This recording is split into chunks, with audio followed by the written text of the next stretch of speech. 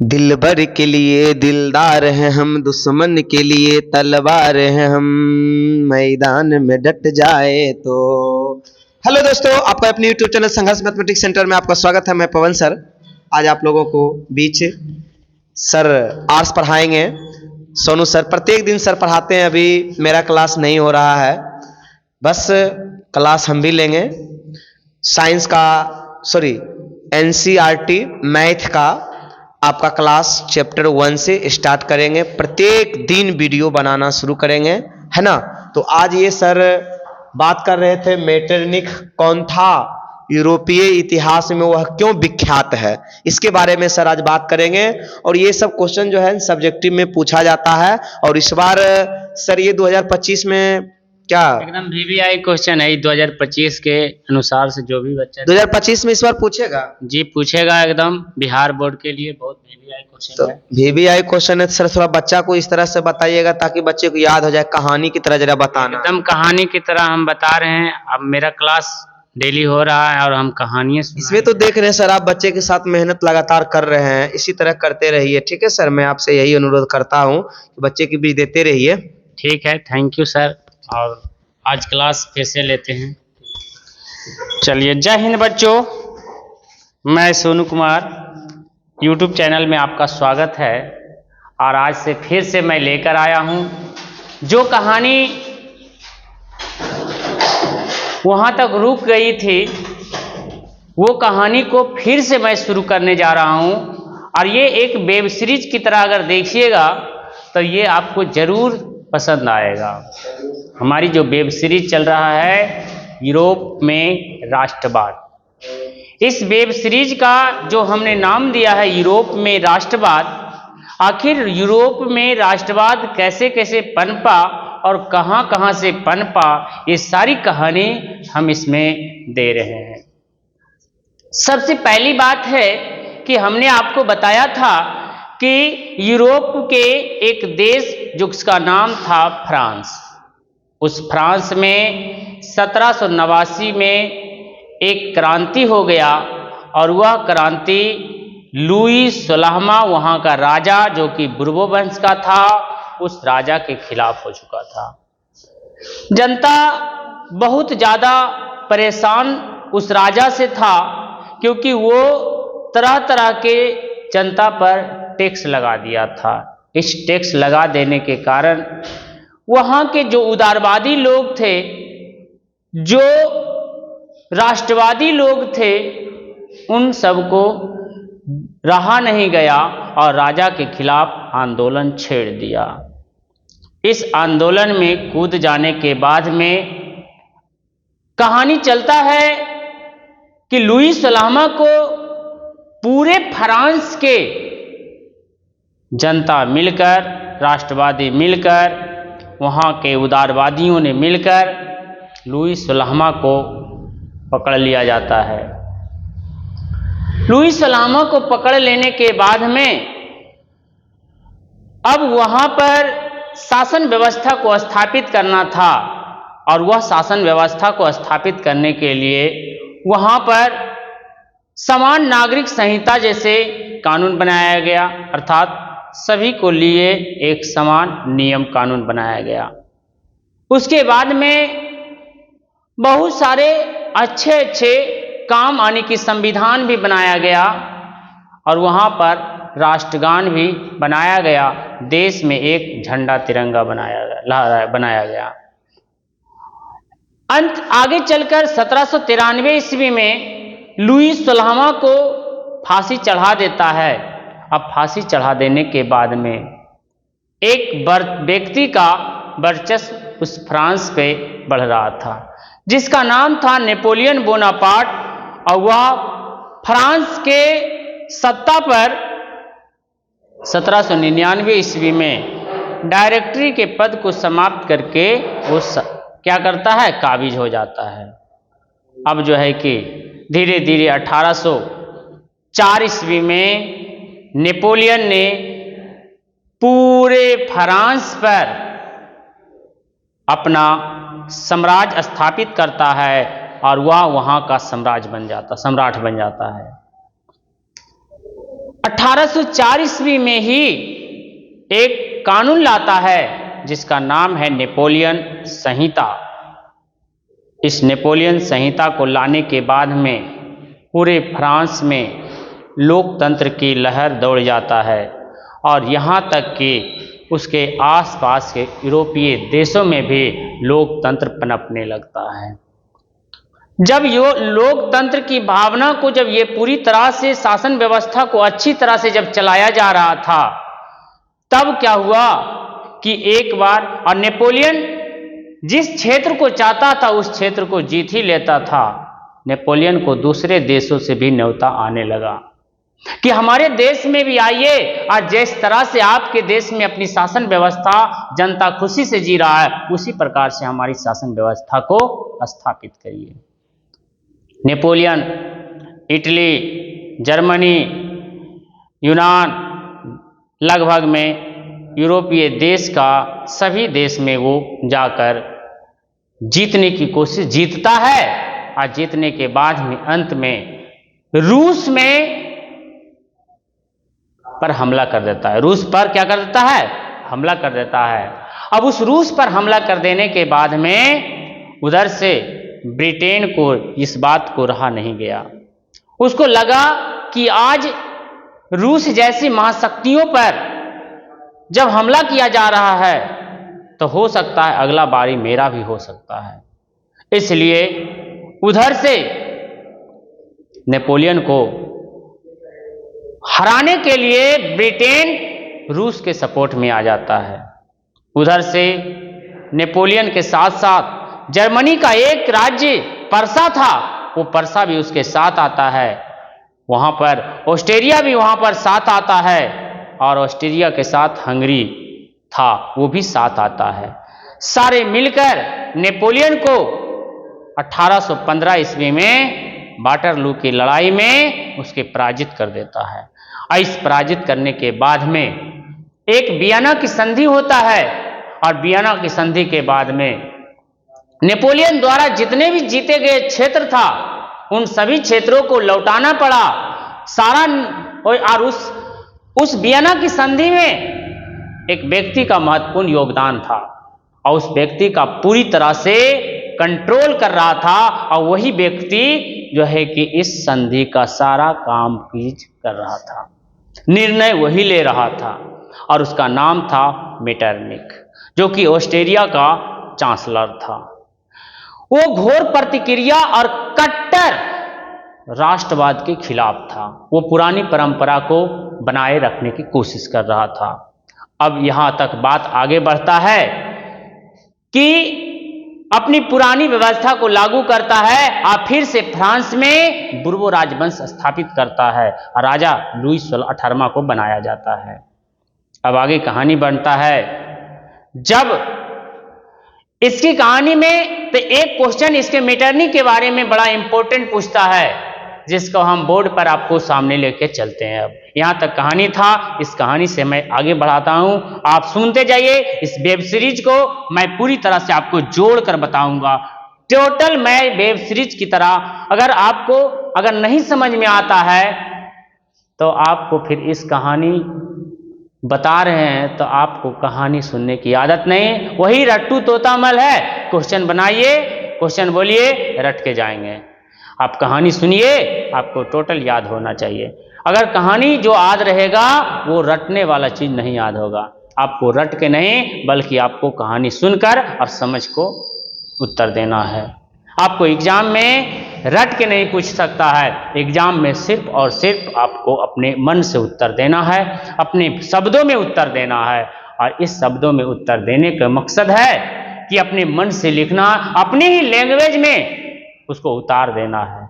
जब तक आपके जहन में, आपके दिमाग में ये कहानी नहीं सेट होगा तब तक आप उस क्वेश्चन का उत्तर नहीं दे सकते हैं। इतिहास एक बहुत सुंदर और बहुत अच्छे विषय है। आप खाली उससे दिल लगाइएगा तो आपको से भी वो दिल लगाएगा।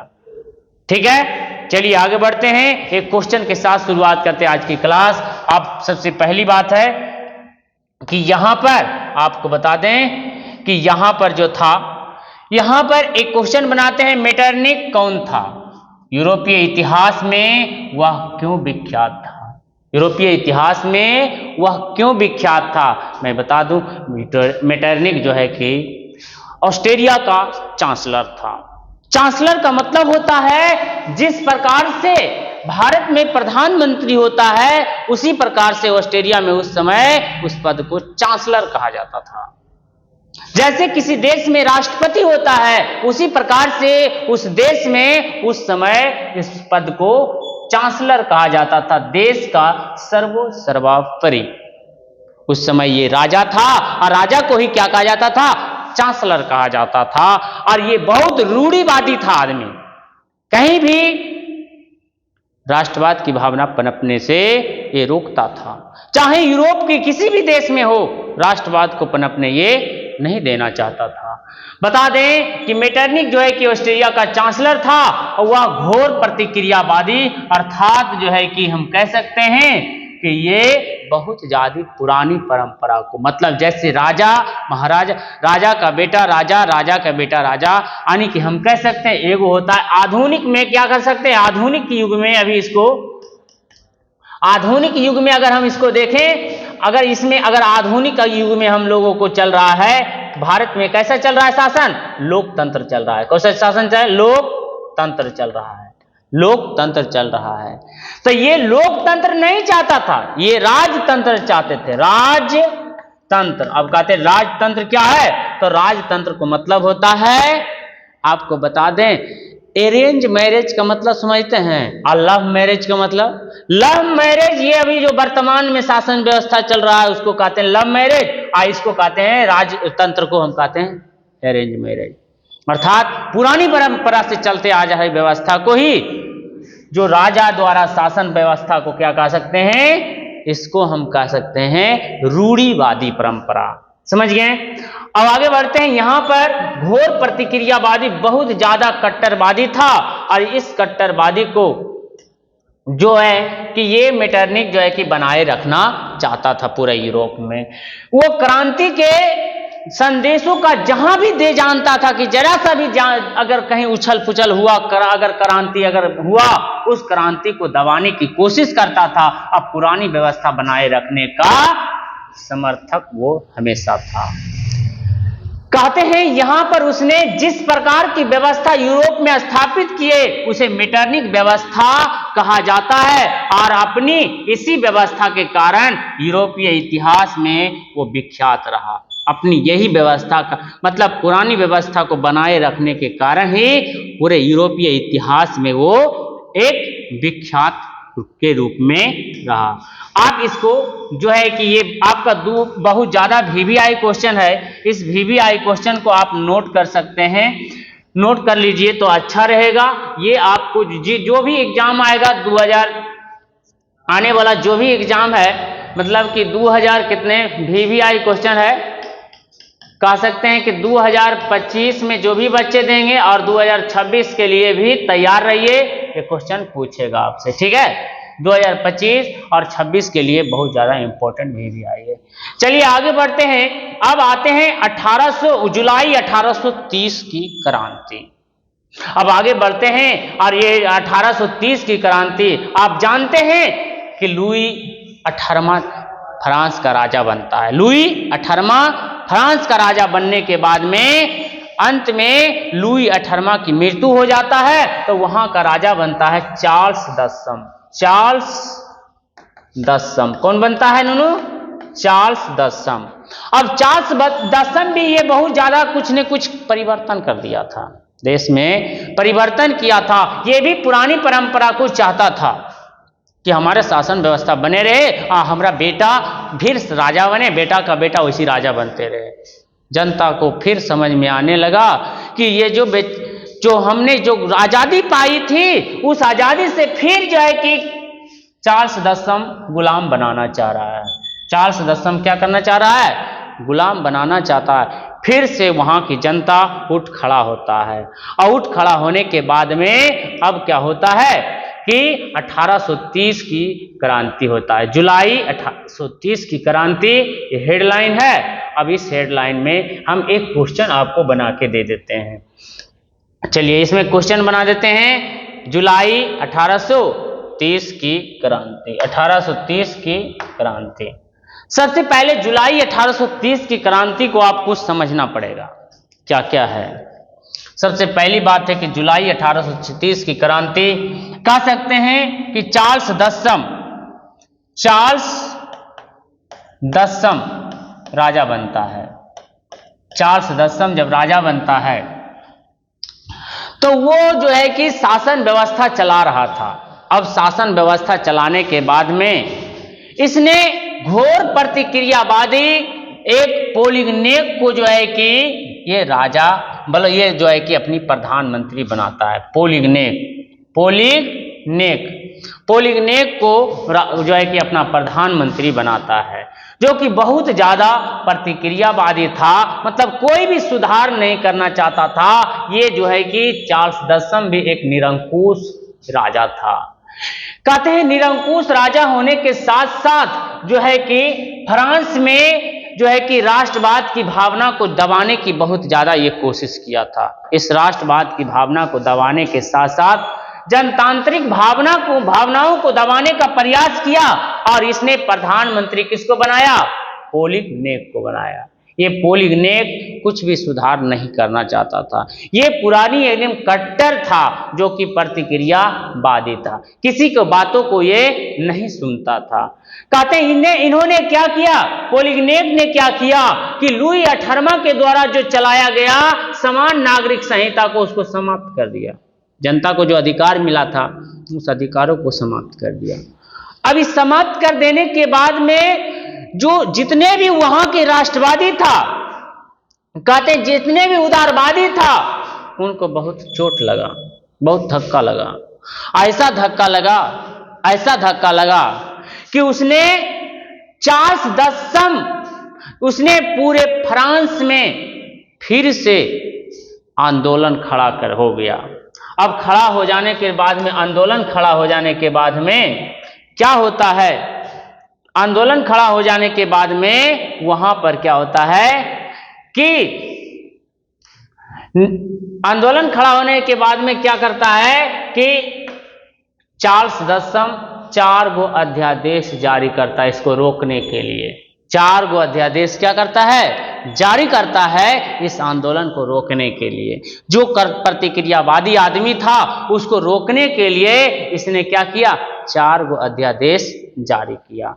इस अध्यादेश जारी करने के बाद में जो है कि जनता और असंतोष हुआ और जनता के बीच चार्ल्स दसम ने इस विरोध को प्रतिक्रिया स्वरूप 25 जुलाई 1830 ईस्वी को 4 अध्यादेश जारी करता है, जो उदारवादियों को गला घोटने का काम किया। तब 27 से लेकर 29 जुलाई तक जनता और राजशाही में संघर्ष पैदा हो गया। इसी को क्या कहा गया, जुलाई 1830 की क्रांति।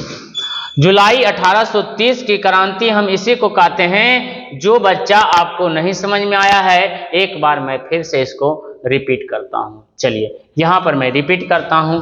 सबसे पहले जुलाई 1830 की क्रांति क्या है, जुलाई 1830 की क्रांति क्या है। सबसे पहले राजा बनता है चार्ल्स दसम। चार्ल्स दसम एक निरंकुश राजा था, निरंकुश राजा था। अब इस निरंकुश राजा बहुत ज्यादा घोर प्रतिक्रियावादी था। ये प्रतिक्रियावादी था, बहुत ज्यादा प्रतिक्रियावादी था। ये प्रतिक्रियावादी हो जाने के कारण से जो है कि ये जनता में कुछ भी सुधार नहीं करना चाहता था। इसे कोई भी प्रकार के किसी भी प्रकार के जनता से मतलब नहीं था। इसने एक कट्टरवादी घोर प्रतिक्रियावादी पोलिगनेक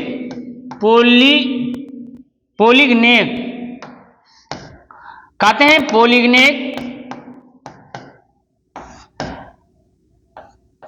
पोलिगनेक को प्रधानमंत्री बनाता है, प्रधानमंत्री बनाता है।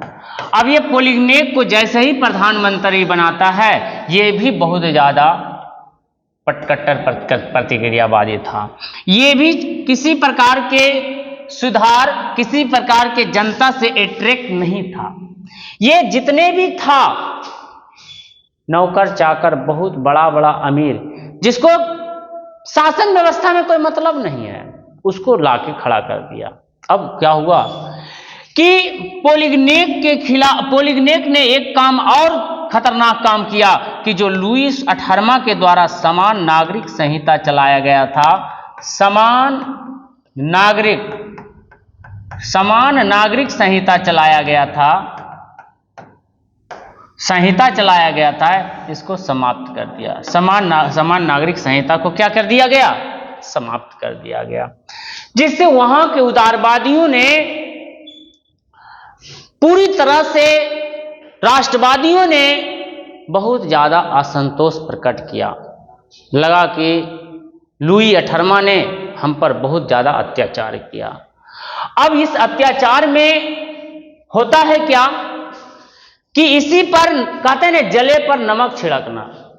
अब जले पर नमक कैसे छिड़का? उधर से इस आंदोलन को दबाने के लिए चार्ल्स दसम 1830 ईस्वी में, अर्थात हम कह सकते हैं कि 25 जुलाई 1830 ईस्वी में 4 अध्यादेश जारी करता है। 4 अध्यादेश जारी करता है। इस 4 अध्यादेश के तहत इस क्रांति को दबाना चाह राजा, लेकिन क्या हुआ कि 27 से लेकर 29 जुलाई को क्रांति और भड़क गया, क्रांति ज्यादा भड़क गया, और इस भड़क जाने के कारण से ही वहां पर राजशाही में संघर्ष हो जाता है, जनता और राजा के बीच संघर्ष हो जाता है। इसी संघर्ष को जुलाई 1830 की क्रांति कहते हैं। जुलाई 1830 की क्रांति कहते हैं, इसी संघर्ष को कहते हैं जुलाई 1830 की क्रांति कहते हैं। अब क्रांति हो जाने के बाद में कहते हैं इस तरह से, अब जो है कि ये क्या हुआ, अब होता है क्या, अब क्या हुआ कि राजा जो चार्ल्स दसम था, ये डर से मारे इंग्लैंड भाग गया। इंग्लैंड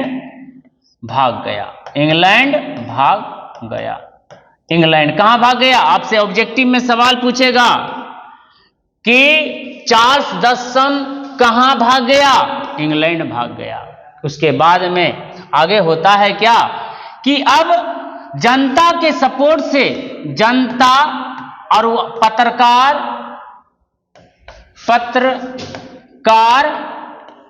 और जितने भी बड़े वकील सभी के मदद से वहां पर एक राजा को बनाया जाता है, जिसका नाम था लुई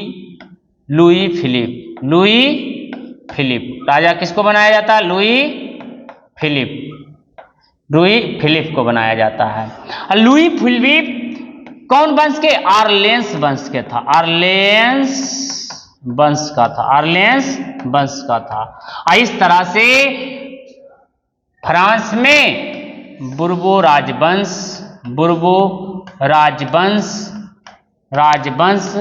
समाप्त हो जाता है। बुर्बो राजवंश क्या होता है? समाप्त हो जाता है। अब बुर्बो राजवंश समाप्त हो जाने के बाद में अब यहां पर राजा लुई फिलिप बनता है, और लुई फिलिप किस वंश का राजा था? आर्लेंस वंश के राजा था। अब इस क्रांति का कुछ तो प्रभाव पड़ा होगा। 1830 की क्रांति पर क्या प्रभाव पड़ा, इसी में हमने एक क्वेश्चन के साथ आपके साथ उतार दिया हूं, जो कि बहुत ज्यादा VVI क्वेश्चन होगा, ये बहुत ज्यादा इंपॉर्टेंट होगा।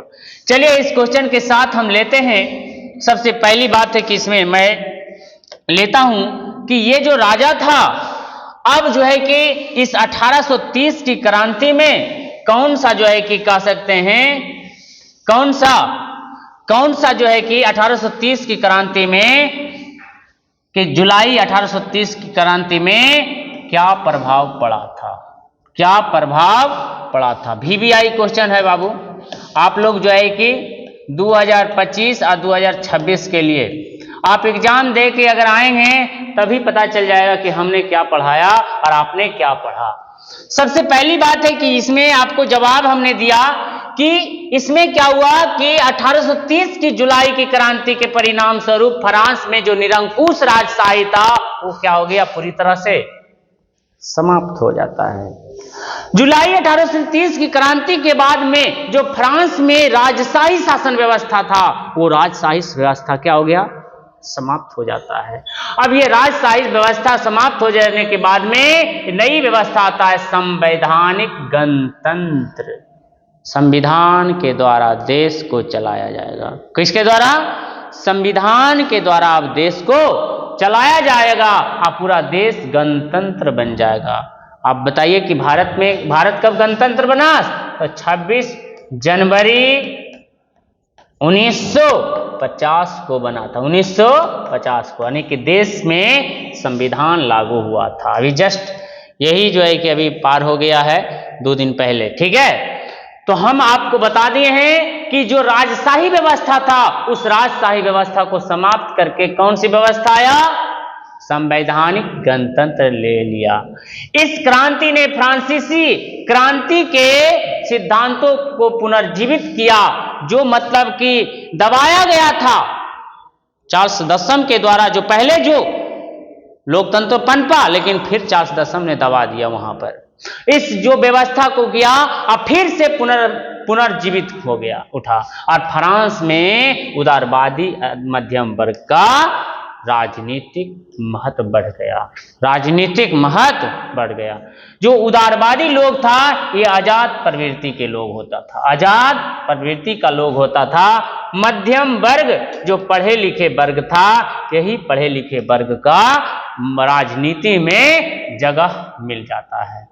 अब आगे बढ़ते हैं। इससे अगला कहानी है इसमें कि अब आते हैं कि अब क्या होता है कि अब जो है कि लुई फिलिप के खिलाफ भी वहां पर आग सुलग रहा था।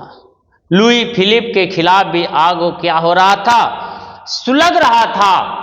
अब लुई फिलिप भी ये चाह रहा था, ये जो जनता पूरी तरह से, जो लुई फिलिप जो राजा बना था लुई फिलिप, अब लुई फिलिप के खिलाफ भी ये जानते हैं कि लुई फिलिप जो है कि बहुत ज्यादा अमीर के पक्षधर हुआ करते थे। लुई फिलिप किसके पक्षधर था? अमीर के पक्षधर था। उसने अपने जितने भी विरोधी था, जैसे कि अगर कोई नेता है तो उसका सपोर्टर है तो जरूर विरोधी होगा। अपने जितने भी विरोधी था उस विरोधियों को खुश करने के लिए स्वर्णिम मध्यम वर्ग की नीति को अपनाया। यानी कि स्वर्णिम मध्यम वर्ग उसको ऊंचा ऊंचा पद दे दिया। कह के की चाहिए तोरा? मंत्री चाहिए, हो मंत्री बना देते चाहो, लेकिन तो हमरा खिलाफ नहीं बोलना है। यानी कि पूरी तरह से स्वर्णिम मध्यम वर्ग की नीति का अवलंबन किया। आपसे सवाल एगो पूछेगा कि स्वर्णिम मध्यम वर्ग नीति का अवलंबन किसने किया? अवलंबन किसने किया? किसने किया? तो बता दें आपको कि लुई फिलिप ने। किसने किया? लुई फिलिप ने। स्वर्णिम मध्यम वर्ग की नीति का अवलंबन किसने किया? लुई फिलिप ने, ठीक है, लुई फिलिप ने। स्वर्णिम मध्यम वर्ग का अवलंबन का नीति का किसने शुरू किया? तो लुई फिलिप ने। कोई दिक्कत बाबू? नहीं दिक्कत है। चलिए आगे बढ़ते हैं। इसने 1840 में गीजो को प्रधानमंत्री को बनाया। किसको बनाया? गीजो। इसने क्या किया? 1840 ईस्वी में गीजो को प्रधानमंत्री बनाया और नियुक्त किया, जो कि कट्टर प्रतिक्रियावादी था। वो भी जनता को कुछ नहीं सुनता था, अपने मन से जो मन होता था काम करता था। राजा कोई भी सुधार वो नहीं करना चाहता था। ये जो है कि सुधारों के विरुद्ध था और लुई फिलिप ने पूंजीपति वर्ग को साथ रखना पसंद किया। जिस जनता ने लुई फिलिप को फ्रांस का राजा बनाया, उस जनता के साथ फिर से धोखा होने लगा और लुई फिलिप ने फिर से अमीरों को साथ देने लगा और अमीर वर्ग का साथ देने लगा। जो भी पूंजीपति वर्ग था उन सभी को सपोर्ट करना स्टार्ट किया। देश में कोई सुधार नहीं कर रहा था, ऐसे ना ही कोई विदेश नीति में हासिल सफलता हो रहा था। अब इस तरह से जब ये पता चल गया, इस बात की पता चल गया कि ये अब क्या हो रहा है, इसको कोई फायदा नहीं हो रहा है, तब क्या हुआ कि उसने, कहते हैं उसने क्या किया, सुधारवादियों में जो भी और पूरे फ्रांस में भूखमरी और बेरोजगारी जैसी समस्या उत्पन्न होने लगा। भूखमरी और बेरोजगारी जैसी समस्या क्या होने लगा, उत्पन्न होने लगा। भूखमरी और बेरोजगारी जैसी समस्या उत्पन्न होने लगा। क्या हो गया है, ये क्या हो गया ये?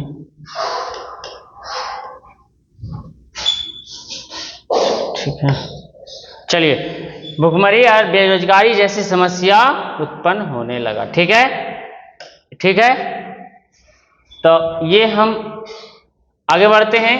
भूखमरी जैसी बेरोजगारी समस्या उत्पन्न होने लगा। ठीक है, अब क्या होता है, जब इसकी आलोचना होने लगता है तो सुधारवादियों ने 22 फरवरी 1848 ईस्वी को पेरिस के थियर्स में के नेतृत्व में एक विशाल भोज का आयोजन किया। कहा कि जनता कैसे आएगा, भूखल है जनता, तो उसको भोज की व्यवस्था किया जाए थियर्स के नेतृत्व में, और उसका नेतृत्व करता था थियर्स।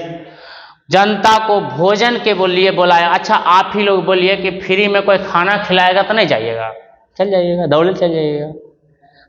तो बता दें कि खाना जब खिलाया जा रहा था फ्री में, सब लोग दौड़ल चला गया और दौड़े हुआ जाने के बाद में अब वहां पर जो भाषण दिया जाए उसके बातों को सुनिएगा कि ना हमारा प्रति बहुत अच्छा काम किया, फ्री में जो भूखल रह रहे थे खाना, तो उसके बाद तो जरूर सुनना है।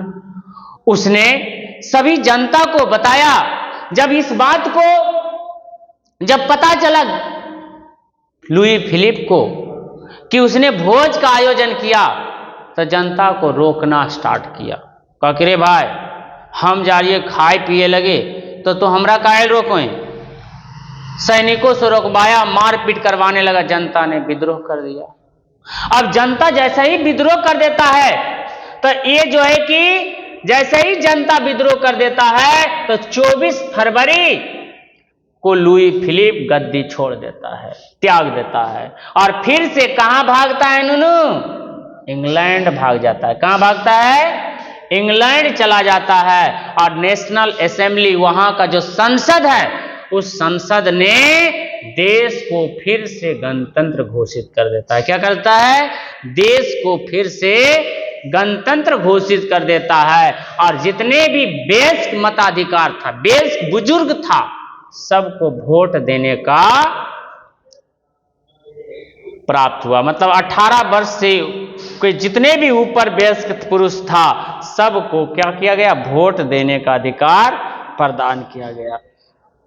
अब वोट देने का जैसे ही अधिकार दिया गया, वोट देने का अधिकार दिया गया, अब क्या हुआ कि और भी बात कहा गया कि सबको असेंबली ने, नेशनल असेंबली ने गणतंत्र की घोषणा करते हुए 21 वर्ष से ऊपर के सभी वयस्क पुरुषों को मताधिकार प्रदान किया और काम का अधिकार भी दिया गया। कहा कि सबको क्या करेंगे, काम भी देंगे, सबको काम का भी अधिकार दिया गया की गारंटी दी गई।